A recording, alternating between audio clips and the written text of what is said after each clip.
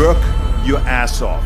There is no magic pill. It drives me crazy to go to the gym. You read 1 hour a day. I went and worked out 5 hours a day, and I was working on construction with 24 hours a day. Organize your day. Work hard. I'm here to talk about success.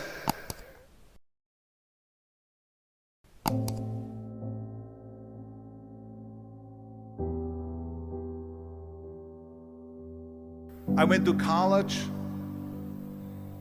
I went and worked out 5 hours a day, and I was working on construction, because in those days in bodybuilding there was no money. I didn't have the money for food supplements or anything, so I had to go to work. So I worked on construction. I went to college. I worked out in the gym, and at night from 8 o'clock at night to 12 midnight I went to acting class 4 times a week. So I did all of that. There was not one single minute that I wasted. And this is why I'm standing here today. At the age of 20, I went to London and I won the Mr. Universe contest as the youngest Mr. Universe ever. And it was because I had a goal. You see, if you don't have a vision of where you go, and if you don't have a goal where you go, you drift around and you never end up anywhere. 74% hate their job in America. The majority of people don't like what they're doing, because they're really not doing it because they didn't have a goal and they followed this goal. They just aimlessly drift around, and then all of a sudden there's a job opening, so they get their job because you have to work. But then when you work, it's a chore. It's work. It's not fun. So if you think about, only a quarter of the people really enjoy what they're doing in life. So people always ask me, when they saw me in the gym in the pumping iron days, they say, why is it that you're working out so hard? 5 hours a day, 6 hours a day, and you have always a smile on your face. The others are working out just as hard as you do, and they look sour in the face. Why is that? And I told people all the time, I said, because to me, I'm shooting for a goal. In front of me is the Mr. Universe title. So every rep that I do gets me closer to accomplishing that goal, to make this goal, this vision, turn into reality. Every single set that I do, every repetition, every weight that I lift will get me a step closer to turn this goal into reality. So I couldn't wait to do another 500-pound squat. I couldn't wait to do another 500-pound bench press. I couldn't wait to do another 2,000 reps of sit-ups. I couldn't wait for the next exercise. So let me tell you something, visualizing your goal and going after it makes it fun. You got to have a purpose no matter what you do in life. You got to have a purpose. And Muhammad Ali worked his butt off, and I saw it firsthand. And I remember that there was a sports writer that was there in the gym when he was working out and he was doing sit-ups. And they asked him, how many sit-ups do you do? And he said, I don't start counting until it hurts. Now think about that. He doesn't start counting his sit-ups until he feels pain. That's when he starts counting. That is working hard. And so you can't get around the hard work. It doesn't matter who it is. Work your ass off. There is no magic pill. There is no magic out there. You cannot get around. You have to work and work and work. Make sure of this and make sure of that and all that stuff. So it's work.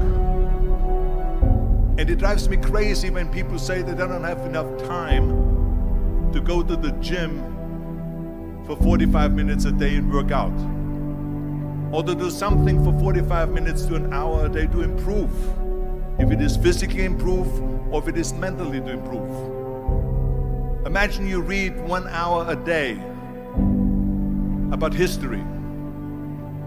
How much you will learn after 365 hours in 1 year. Think about if you study about the history of musicians, of composers, how much you would know.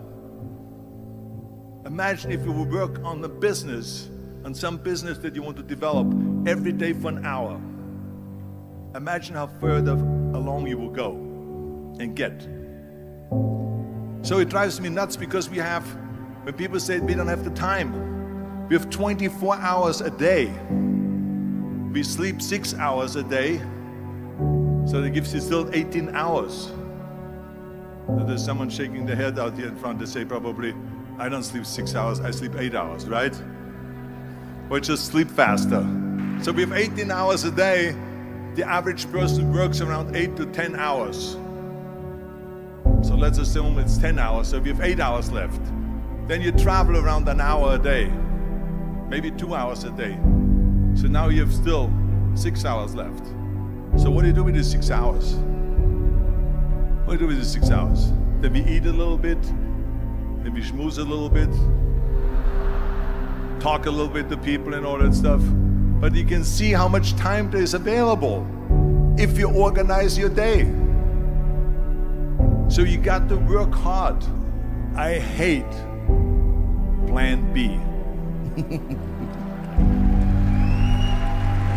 And I tell you why. Because we have so many doubters, as I've said earlier, the no-sayers. We have so many of those people that say no and you can't do it, that's impossible.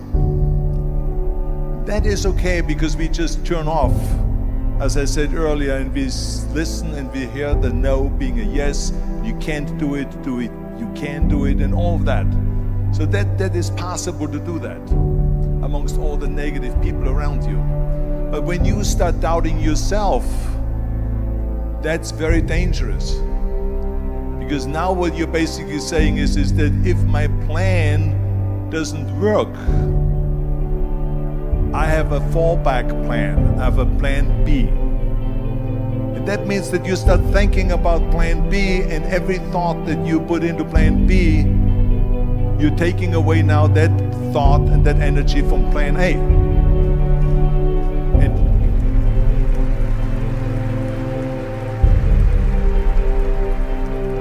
And it's very important to understand that we function better if there is no safety net, because plan B becomes a safety net. It says that if I fail, then I fall and I get picked up and I have something else there that will protect me. And that's not good, because people perform better when there's no safety net. People perform better in sports and everything else if you don't have a plan B.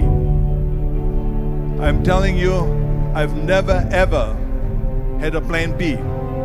I made a full commitment that I'm gonna go and be a bodybuilding champion. I made a full commitment that I'm gonna be in America. I made a full commitment that I'm gonna get in the show business and I'm going to be a leading man. No matter what it takes, I will do the work.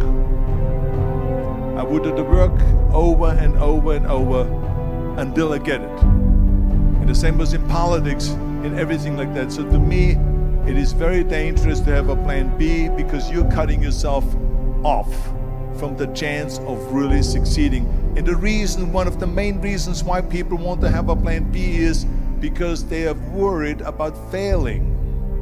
What is if I fail, then I don't have anything else? Well, let me tell you something, don't be afraid of failing, because there's nothing wrong with failing. You have to fail in order to climb that ladder. There's no one that doesn't fail. Michael Jordan said in one of his interviews, when they said, "You're unbelievable, you're the greatest basketball player of all times." I mean, tell me about that. And he says, well, you're just mentioning the successes. But he says, for me to become the greatest basketball player, I missed 9,000 shots when I was playing basketball at the NBA games. So during these games that he was so successful, he missed 9,000 shots. Does it make him a failure? No. He's one of the greatest basketball players of all times, but he failed 9,000 times. Do you get it? We all fail. It's okay.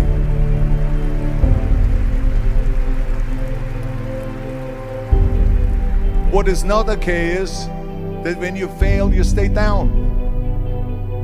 Whoever stays down is a loser.